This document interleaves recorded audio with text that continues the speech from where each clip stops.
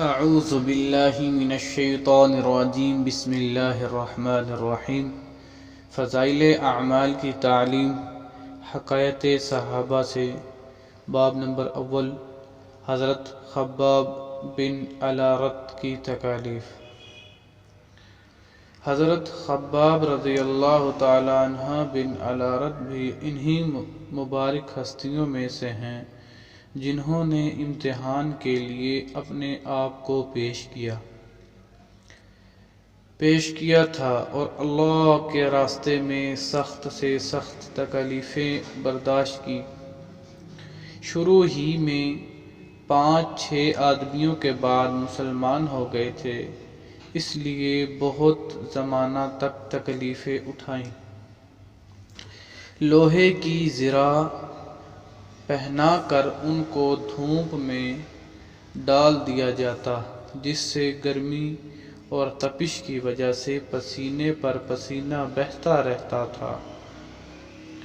اکثر اوقات بالکل سیدھا گرم ریت پر لٹا دیا جاتا، جس کی وجہ سے کمر کا گوشت تک گل کر گر گیا تھا۔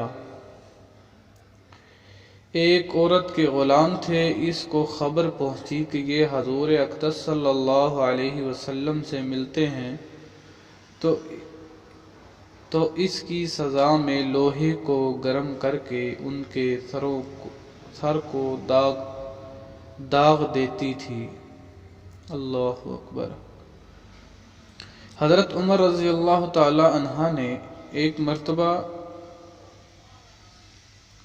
عرصہ کے بعد اپنے زمانہ خلافت میں حضرت خباب رضی اللہ تعالی عنہ سے ان کی تکلیف کی تفصیل پوچھی جو ان کو پہنچائی گئی۔ انہوں نے عرض کیا کہ میری کمر دیکھیں۔ حضرت عمر رضی اللہ تعالی عنہ نے کمر دیکھ کر فرمایا کہ ایسی کمر تو کسی کی دیکھی ہی نہیں۔ انہوں نے عرض کیا کہ مجھے آگ کے انگاروں پر ڈال کر گھسیٹا گیا، میری کمر کی چربی اور خون سے وہ آگ بجھی۔ ان حالات کے باوجود جب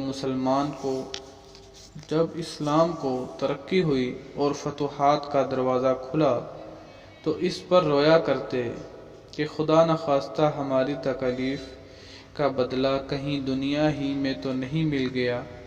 حضرت خباب رضی اللہ تعالی عنہ کہتے ہیں کہ ایک مرتبہ حضور اقدس صلی اللہ علیہ وسلم نے خلاف عادت بہت ہی لمبی نماز پڑھی۔ صحابہ رضی اللہ تعالی عنہ نے اس کے متعلق عرض کیا تو حضور اقدس صلی اللہ علیہ وسلم نے ارشاد فرمایا کہ یہ رعب و ڈر کی نماز تھی، میں نے اس میں اللہ تعالیٰ سے 3 دعائیں کی تھیں، 2 ان میں سے قبول ہوئیں اور ایک کو انکار فرما دیا۔ میں نے یہ دعا کی کہ میری ساری امت قحط سے ہلاک نہ ہو جائے، یہ قبول ہو گئی۔ دوسری دعا کی کہ ان پر کوئی ایسا دشمن مسلط نہ ہو جو ان کو بالکل مٹا دے، یہ بھی قبول ہو گئی۔ تیسری یہ دعا کی کہ ان میں آپس میں لڑائی جھگڑے نہ ہوں، یہ بات منظور نہیں ہوئی۔ حضرت خباب رضی اللہ تعالیٰ عنہ کا انتقال 37 ہجری میں ہوا اور کوفہ میں سب سے پہلے صحابی یہی دفن ہوئے۔ ان کے انتقال کے بعد حضرت علی کرم اللہ وجہہ کا گزر ان کی قبر پر ہوا تو ارشاد فرمایا اللہ خباب رضی اللہ تعالی عنہ پر رحم فرمائے، اپنی رغبت سے مسلمان ہوا اور خوشی سے ہجرت کی اور جہاد میں زندگی گزار دی اور مصیبتیں برداشت کی۔ مبارک ہے وہ شخص جو قیامت کو یاد رکھے اور حساب کتاب کی تیاری کرے اور گزارے کے قابل مال پر قناعت کرے، اپنے مولا کو راضی کر لے۔ فائدہ حقیقت میں مولا کو راضی کر لینا انہی لوگوں کا حصہ تھا کہ ان کی زندگی کا ہر کام مولا ہی کی مرضی کے واسطے تھا۔ اللہ تعالیٰ عمل کرنے کی توفیق عطا فرمائے۔ بس میرے بھائیوں، دوستوں، بزرگوں، اللہ تعالیٰ نے میری آپ کی بلکہ ساری انسانیت کی دنیا آخرت کی کامیابی جو ہے دین میں رکھی ہے۔ یہ دین میرے اندر، آپ کے اندر، بلکہ ساری دنیا کے سارے انسانوں کے اندر کس طرح آئے گا، اس کے لیے حضور صلی اللہ علیہ وسلم والی مبارک محنت کی ضرورت ہے۔ اسی محنت کے بارے میں 1,24,000 انبیاء آئے، سب نے اسی کلمے کی دعوت دی کہ پڑھ لو کلمہ لا الہ الا اللہ، کامیاب ہو جاؤ گے۔ جس نے وقت کی نبی کی بات کو مان لیا وہ تو ہمیشہ ہمیشہ کے لیے کامیاب ہو گیا۔ جس نے وقت کی نبی کی بات کو نہیں مانا وہ میرے بھائیوں، دوستوں، بزرگوں، ہمیشہ ہمیشہ کے لیے ناکام ہو گیا۔ جو شخص ایک مرتبہ کلمہ لا الہ الا اللہ محمد رسول اللہ اخلاص کے ساتھ پڑھے گا، اللہ تعالیٰ اس کے نامہ اعمال سے برائیاں مٹا دیں گے اور نیکیاں لکھ دیں گے۔ جو شخص اس کلمے کو روزانہ 100 مرتبہ اخلاص کے ساتھ روزانہ روٹین کے ساتھ پڑھے گا، کل قیامت کے دن جب قبر سے اٹھایا جائے گا اس کا چہرہ 14ویں رات کی چاند کی طرح چمکتا ہوا ہوگا۔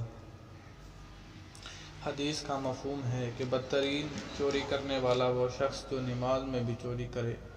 صحابہ رضی اللہ تعالیٰ عنہ نے عرض کیا، فرمایا کہ یا رسول اللہ صلی اللہ علیہ وسلم، نماز میں کس طرح چوری کرے گا؟ فرمایا کہ اس کا رکوع اور سجدہ اچھی طرح ادا نہ کرے۔ ایک حدیث میں ہے، جو شخص صبح کو کسی مسلمان بھائی کی عیادت کے لیے جاتا ہے تو شام تک 70,000 فرشتے اس کے لیے دعائے مغفرت کرتے ہیں، اور جو شخص شام کو کسی مسلمان بھائی کی عیادت کے لیے جاتا ہے تو صبح تک 70,000 فرشتے اس کے لیے دعائے مغفرت کرتے ہیں۔ یہ سارے کام ہم نے اللہ جل شانہ کی رضا کے لیے کرنے ہیں۔ اس میں ریاکاری یا دکھلاوا نہیں ہونا چاہیے۔ چھوٹے سے چھوٹا عمل بھی اللہ جل شانہ کی رضا کے لیے کیا جائے گا، کل قیامت کے دن اللہ جل شانہ اس عمل کو بڑھا چڑھا کر پہاڑوں کے بقدر اجر عطا فرمائیں گے۔ ریاکاری اور دکھلاوے کے لیے بڑے سے بڑا کام بھی کیا جائے، کل قیامت کے دن بجائے نفع کے نقصان کا پکڑ کا باعث بنے گا۔